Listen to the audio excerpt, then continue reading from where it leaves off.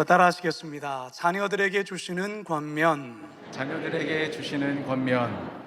미국 남북전쟁이 끝나고 3년이 지난 1868년에 앤 자비스라는 한 여성이 전쟁에서 자식을 잃고 슬픔 속에 있는 어머니들을 위로하고자 어머니들의 우정의 날이라는 것을 만들게 됩니다. 이 모임은 슬픔과 고통에 있던 어머니들에게 큰 위로가 되었는데요. 이처럼 평생을 마음이 아픈 어머니들을 위해 헌신하신 이 앤 자비스 또한 병으로 죽게 되자 그의 딸 애나가 어머니를 그리워하며 어머니의 뜻을 받들고자 평소 그가 좋아하셨던 카네이션 꽃을 이웃들에게 나누어 줍니다.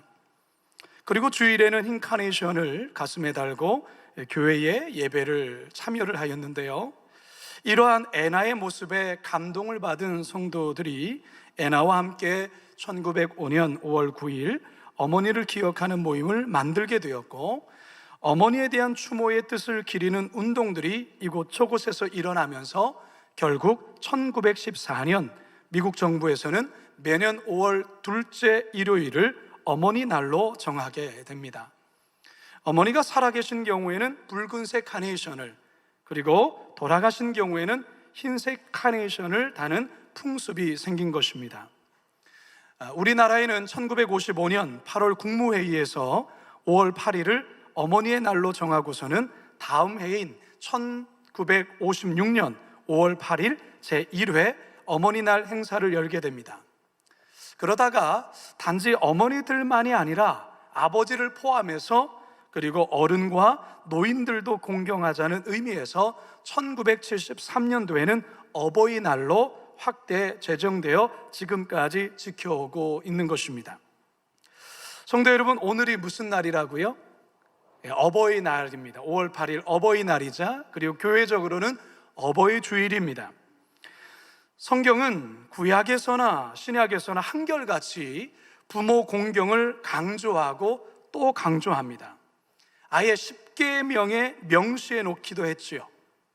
오늘날 부모 공경과 어른 공경이 점점 경시되어가는 세상 풍조 속에서 우리 그리스도인들은 과연 어떻게 부모 공경을 실천하며 살아가야 할지, 어버이날, 어버이 주일을 맞아서 우리 다시 본문으로 돌아가 살아계신 하나님의 음성 듣게 되기를 간절히 축원합니다.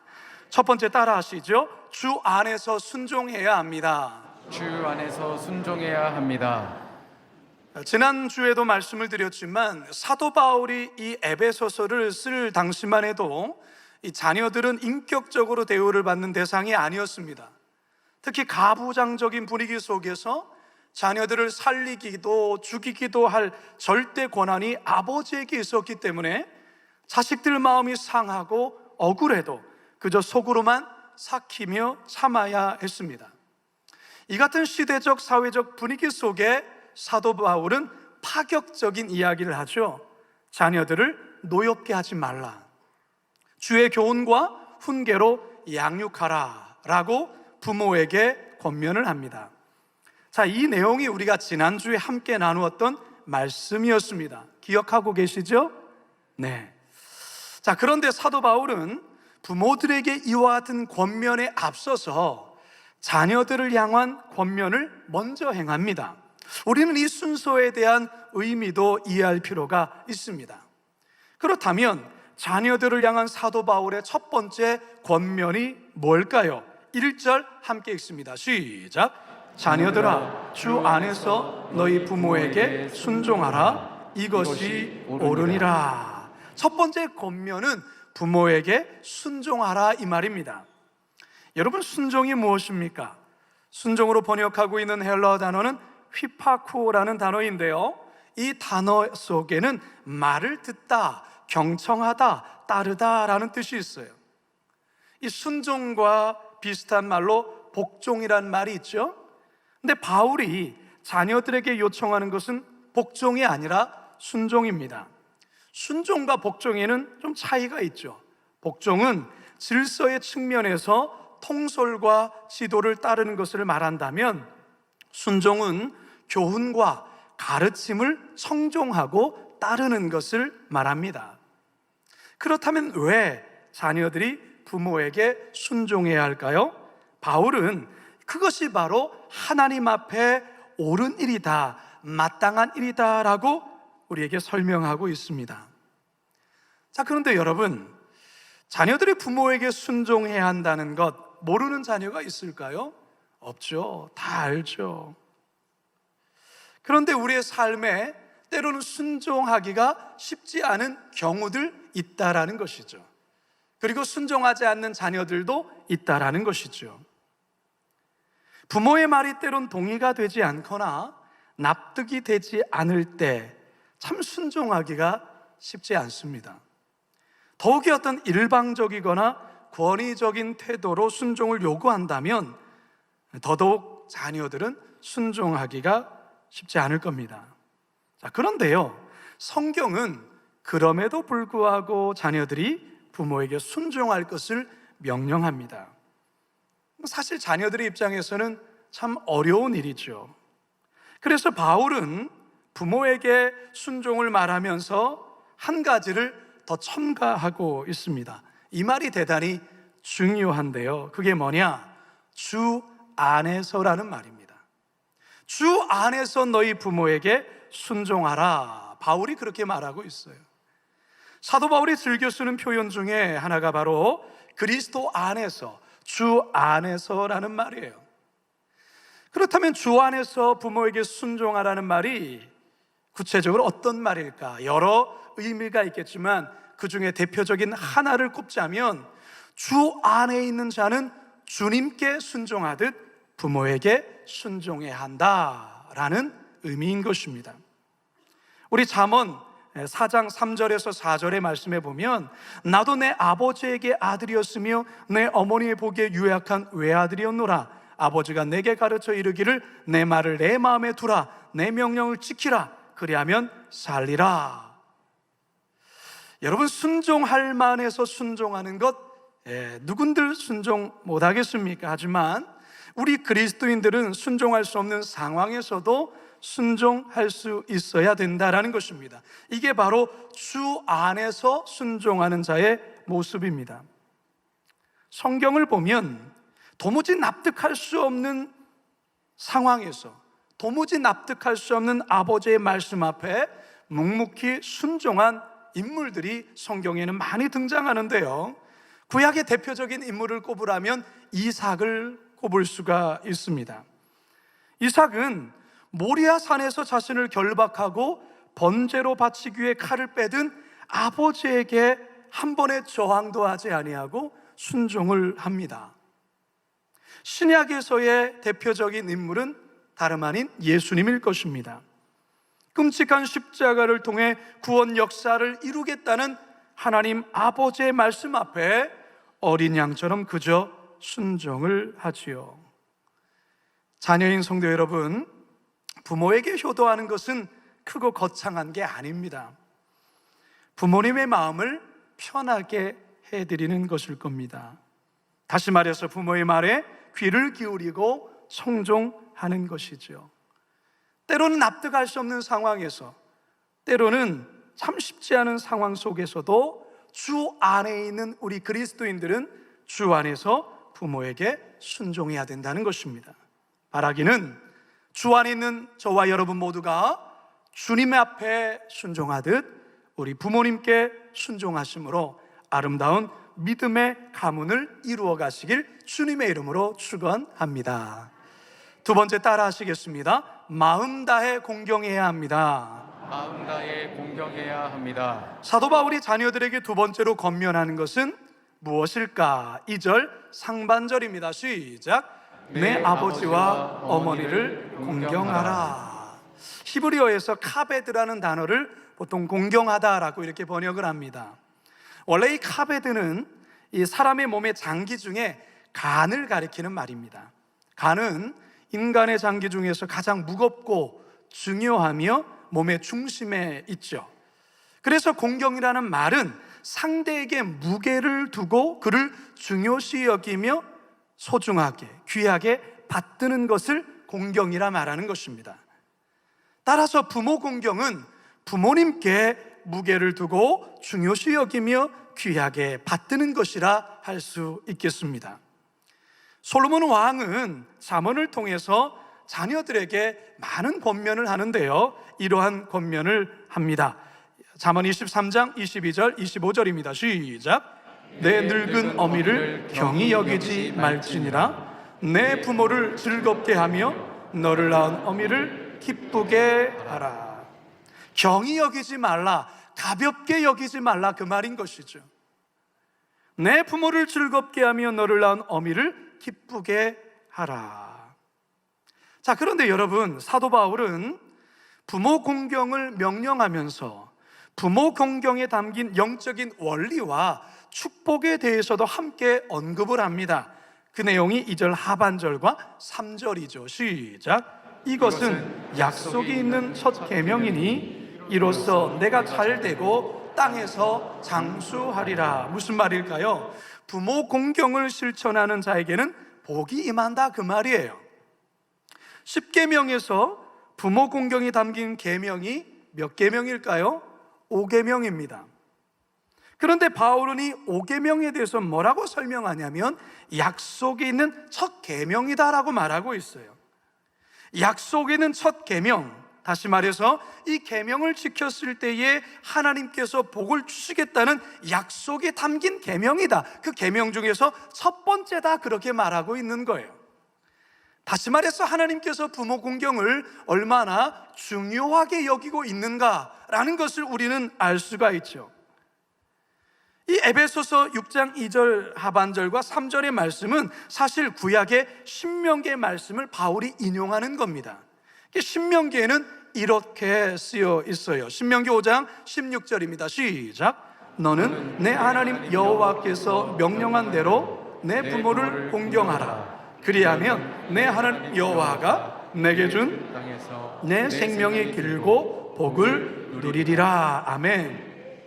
신명기와 조금 다른 것이, 모세는 내게 준 땅에서 내 생명이 길고 복을 누리게 될 것이다 라고 말한 반면에 바울은 네가 잘되고 장수한다, 이렇게 말하고 있어요.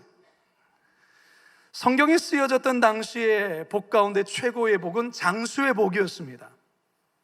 전쟁이나 질병 혹은 자연재해 등으로 단명하는 경우가 많았기 때문에 오랫동안 장수하면서 자손들 대대를 보며 사는 것, 이게 그때 당시에 큰 복이었죠.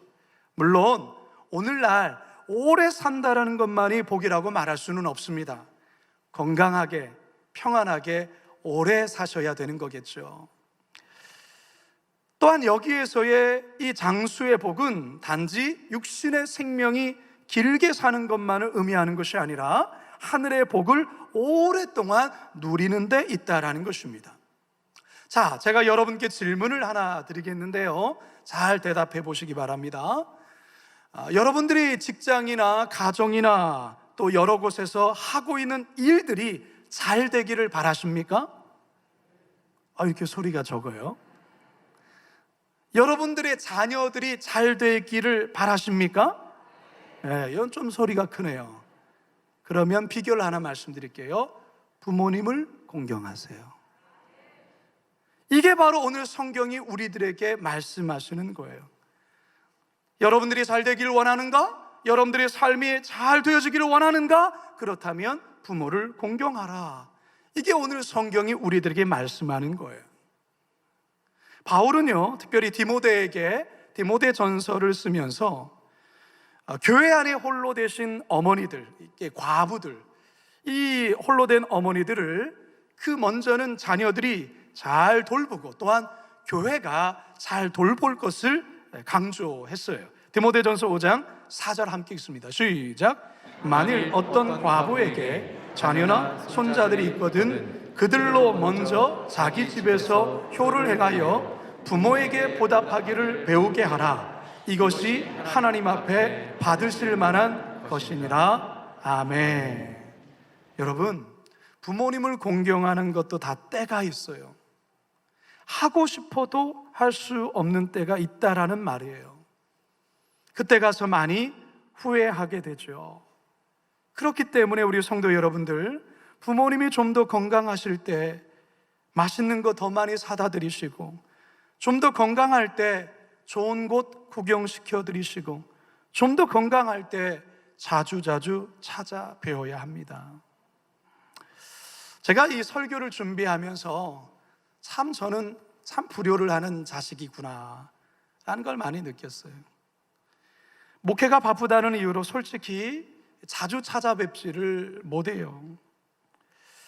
저희 어머니께서도 몸이 별로 좋지 않으십니다.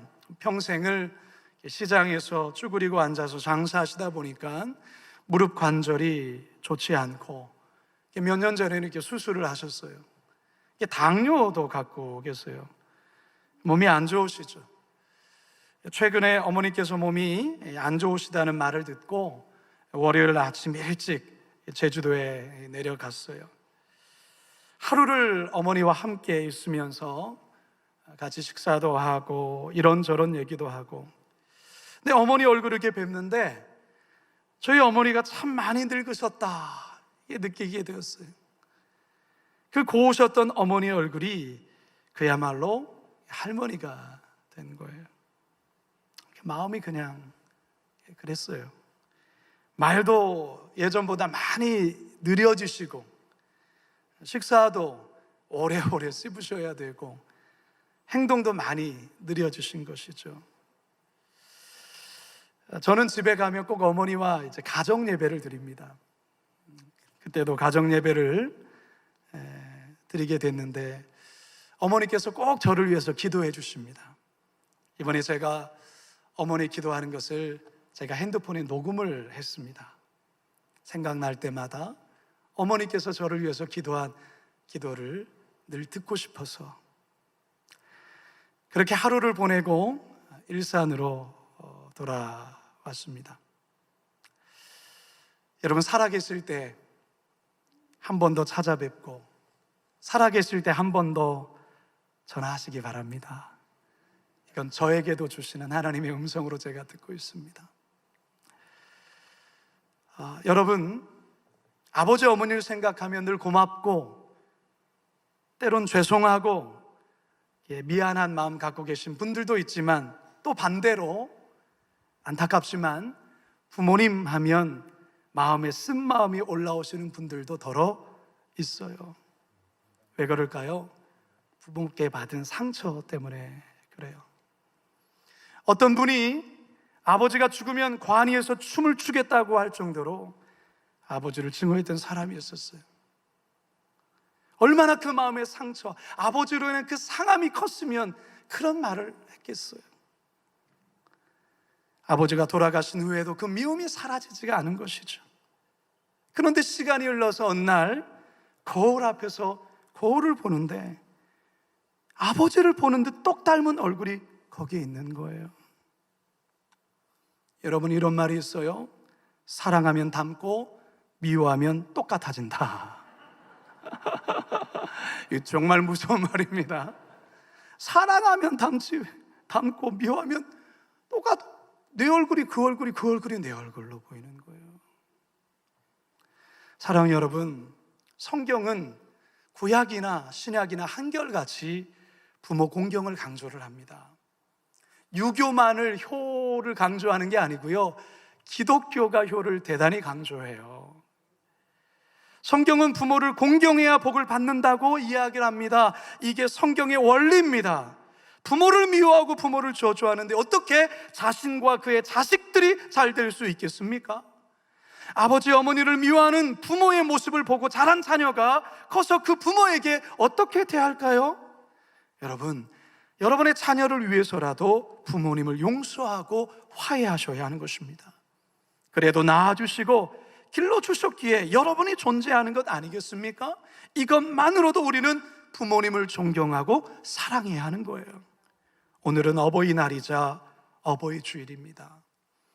예배 끝나시고 여러분 모두 꼭 부모님 살아계시다면 꼭 찾아뵙고 맛있는 거 사드리시고 용돈도 드리시고, 그리고 꼭 이거 하셔야 돼요. 뭐냐? 아버지 어머님 사랑합니다. 이 말 꼭 하셔야 돼요. 하고 싶어도 못할 때가 와요. 그거 아끼지 마시고 계실 때 꼭 하실 수 있는 우리 성도들 되시길 주님의 이름으로 축원합니다. 마지막 세 번째 따라 하시죠. 웃 어른을 내 부모처럼 공경해야 합니다. 웃 어른을 내 부모처럼 공경해야 합니다. 인간이 느끼는 가장 큰 고통 중에 하나가 바로 외로움, 고독이에요. 고독을 사전에서는 세상에 홀로 떨어져 있는 듯이 매우 외롭고 쓸쓸함, 이렇게 정의하고 있어요. 외로움은 혼자가 되어 쓸쓸한 마음이나 느낌이라고 정의합니다.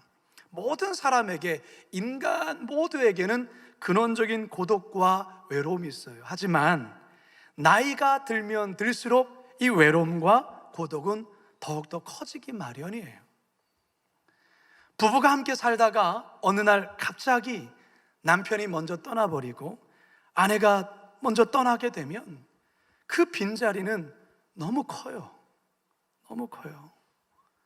더욱이 자녀들이 가까이 살면서 자주 찾아와 준다면 그나마 다행이지만 외국에 나가 살거나 바쁘다는 이유로 자주 찾아뵙지 못하면 연로하신 어르신들 외로움 클 수밖에 없어요.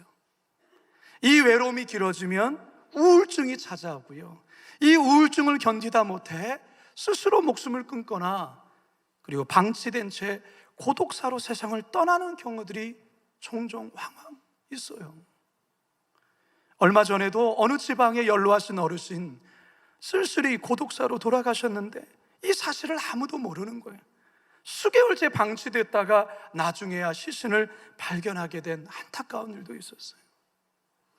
5년 전 2,000명이던 고독사가 코로나 속에 3,000명대로 늘어났다라는 거예요. 외롭게 홀로 돌아가시는 일들이 코로나 상황에서는 더 많아지고 있다는 것이죠. 고독사도 고독사이지만 더 안타까운 것은 노인 자살이에요. 우리나라 OECD 국가 중에 노인 자살률이 1위라는 오명을 가지고 있어요. 많은 이들이 노인들이 자살하는 이유를 절망 때문이라고 이야기를 하는데요, 심리학자들은 노인이 자살하는 이유가 절망보단 무망 때문이라고 말합니다. 무망 들어보셨어요? 절망은 희망이 있다가 그것이 꺾인 상태를 말하지만 무망은 시작부터가 어떠한 희망조차 없는 상태라는 거예요. 절망은 새로운 희망을 찾게 되면 다시 앞으로 나아갈 수 있지만 무망은 소망할 힘조차 없기 때문에 결국 인생을 포기해버린다라는 것이죠. 따라서 성도 여러분, 우리 주변에 홀로 사시는 어르신들이 있는지 없는지 주의 깊게 살펴보셔야 합니다. 교구에서 그리고 목장 안에서 외롭게 사시는 어르신들 있는지 한번 살펴보아야 해요. 어버이날이면 더 외롭고 고독한 분들이 바로 이런 분들 아니겠습니까? 어버이날인데도 가슴에 카네이션 꽃 달지 못하시는 분들 있어요. 교회가 이런 분들 돌아보고 살펴보아야 합니다. 동시에 어버이날이 되었지만 부모님 가슴에 꽃을 달아드리지 못해 안타까워하는 자녀들도 있다는 것입니다. 일찍 부모님을 여의었거나 또는 북에 부모님을 두고 온 경우가 그렇지 않겠습니까? 이런 안타까운 마음을 가지고 계신 분들, 자녀분들, 외롭게 사시는 어르신들을 여러분의 부모님처럼 여기시고 돌보시면 좋을 것 같아요. 교회에 있는 어르신들을 내 부모처럼 모시고 섬길 수 있으면 좋겠습니다. 여러분, 외롭게 홀로 사시는 분들을 내 부모처럼 모시고 공경할 때 하나님은 오늘 이 바울을 통해서 신명기의 약속처럼 부모 공경하는 자에게 주시는 복을 반드시 주실 줄로 믿습니다. 웃 어른을 공경하는 것이 바로 하나님을 공경하는 것과 같기 때문에 그래요. 저는 저희 교회 어르신들을 보면, 특별히 우리 권사님들을 보면 마치 저희 어머님을 뵙는 것 같은 느낌을 항상 갖게 됩니다. 코로나로 인해서 그동안 어르신들이 많이 교회를 못 나오셨잖아요. 이제 코로나가 완화되어지고 이제 교회에 이제 문이 열리고 거리두기도 해제가 되어지면서 이제 교구마다 어르신 목장 모임이 이제 시작이 되어졌는데요. 보통의 어르신 목장은 교회에서 와서 예배를 드리시거든요. 지지난주에 한 교구에서 목장 모임을 하길래 제가 들어가서 말씀을 전해드리고 또 기도도 하고 끝나서 같이 식사도 같이 하는 시간을 가졌어요. 그리고 엊그제 또 다른 교구에서 또 어르신 목장을 모이시길래 제가 잠시 들려서 말씀을 전하고 기도해 드리는 시간을 가졌습니다. 얼마나 좋아하시는지 모르겠어요. 저도 너무너무 좋았습니다. 사랑하는 여러분, 어른 잘 섬기는 교회가 복 받는 교회인 줄 믿으시기 바랍니다. 우리 교회가 어른 잘 섬기는 교회 되기를 소망합니다. 웃 어른을 내 부모처럼 잘 모실 수 있는 성도들 다 되시길 주님의 이름으로 축원합니다.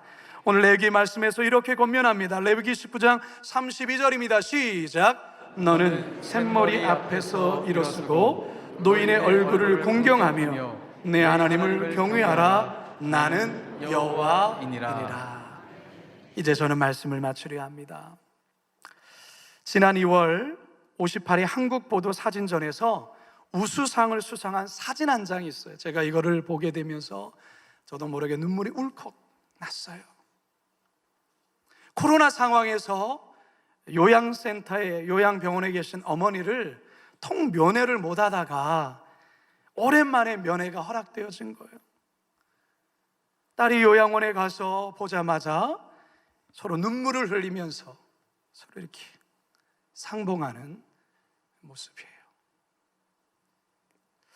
코로나가 지났다지만 사실 요양원 같은 경우에는 지금도 면회가 자유롭게 이루어지지 않고 있죠. 따라서 자녀들도 자주 면회하기가 쉽지 않은 상황입니다. 연로하신 부모님들, 이 땅에 살 날이 많지 않습니다.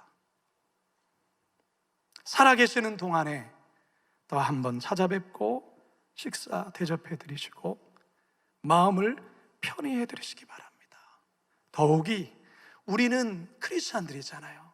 우리는 하나님을 섬기는 자들이잖아요. 하나님을 섬긴다는 것, 그 구체적인 것이 부모를 공경하는 거예요.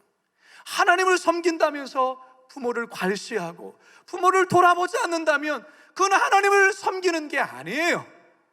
사랑하는 여러분, 우리 하나님 섬기는 저와 여러분들, 주 안에서 오늘 하나님께서 우리에게 말씀하신 대로 부모님 순종하시고 마음 다해 공경하시고, 혹시 부모님들이 일찍 떠나셔서 안 계시다면 우리 교회의 어르신들, 여러분 주변에 있는 어르신들을 내 부모처럼 잘 공경하심으로 하나님께서 주신 이 약속의 축복을 다 받아 누리시는 우리 모두가 되기를 주님의 이름으로 축원합니다. 축원합니다. 축원합니다. 오늘은 어버이날이기 때문에, 어버이줄이기 때문에 어머니의 마음이라는 노래로 함께 부르고 오늘 축도로 예배를 마치겠습니다. 자리에서 다 일어서시겠습니다.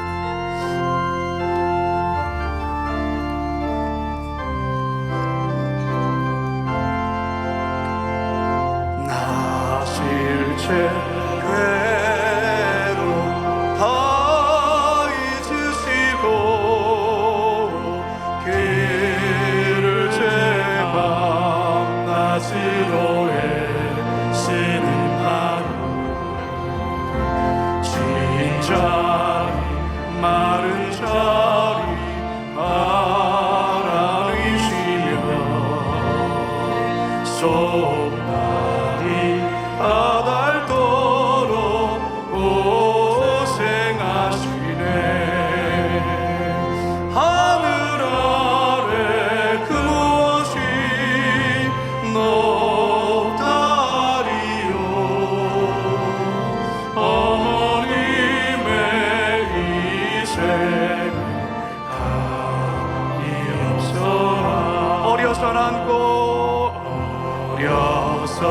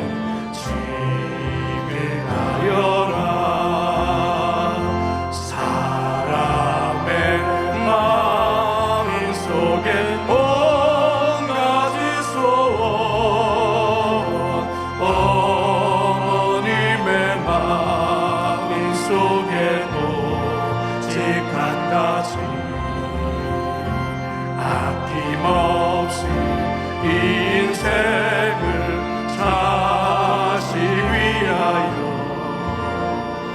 살과